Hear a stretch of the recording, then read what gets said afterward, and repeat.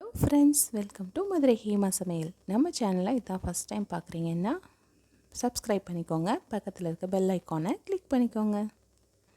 First tips, use பண்ண லெமனோட தோல், copper vessels, தீர்த்தச்செம்பு, இந்த மாதிரி ஜாமான்கள்லாம் வாஷ் பண்ண வச்சுக்கலாம். முக்கியமாக நம்ம தலைக்கு அரைச்சி இதை தேய்க்கலாம், குளிச்சுக்கலாம்.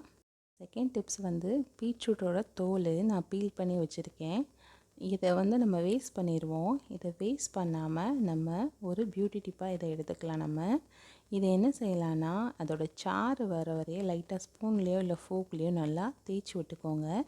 தேய்ச்சிட்டு நம்மளோட முகத்தில் அப்ளை பண்ணாலும் சரி, நம்மளோட உதடுகள்லையும் அப்ளை பண்ணால் கருப்பாக இருக்க பகுதிகளில் கூட அப்ளை பண்ணணும்னா அதோட ஜூஸ் வந்து நம்மளோட அந்த உதடோட மெல்லிசான பகுதிக்கு நல்ல ஒரு ரிச்சான நல்ல ஒரு லுக்கை கொடுக்கும். நாளடைவில் இது யூஸ் பண்ணிக்கிட்டே இருந்தோம்னா நமக்கு நல்ல ஒரு ரிசல்ட் கிடைக்கும். கீழே இருக்க உதடுகளை விட மேலே இருக்க உதடுகள் கண்டிப்பாக நிறையா பேருக்கு கருப்பாக இருக்கும். கண்டிப்பாக இதை ட்ரை பண்ணி பாருங்கள். நல்ல ஒரு ரிசல்ட் உங்களுக்கு வந்து கிடைக்கும். பீட்ரூட் தோலை இனிமேல் கீழே போடாதீங்க, சரிங்களா? அடுத்தது 3வது டிப்ஸு, எக்கோட ஷெல்ஸு.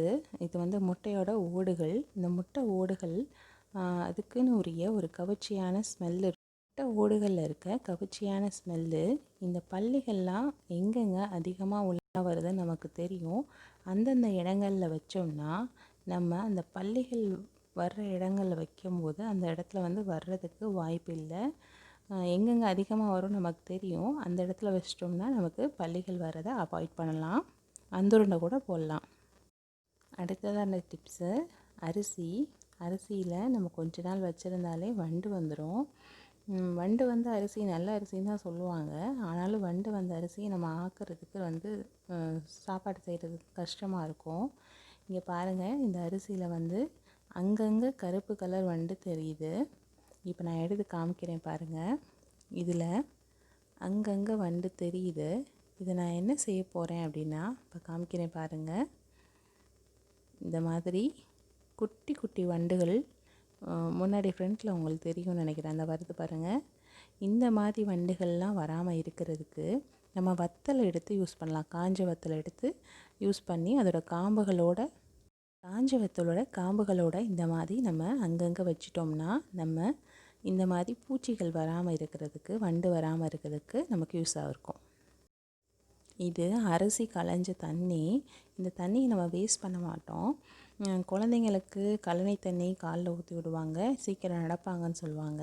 இந்த தண்ணியை நம்ம இப்போ என்ன செய்ய போகிறோன்னா, ஒரு கண்ணாடி பாட்டிலில் ஸ்டோர் பண்ண போகிறோம். ஸ்டோர் பண்ணி அது ஒரு நாளைக்கு அதை அப்படியே டிஸ்டர்ப் பண்ணாமல் வச்சிட்டோம்னா அந்த தண்ணி வந்து அப்படியே புளிச்சு போயிடும். அந்த புளிச்ச தண்ணியை எடுத்து நம்ம ஹேர் வாஷ் பண்ணோம்னா அதாவது அந்த புளிச்ச தண்ணியை எடுத்து மசாஜ் பண்ணி ஹேர் வாஷ் பண்ணோம்னா முடி நல்ல செழிப்பாக வளரும்.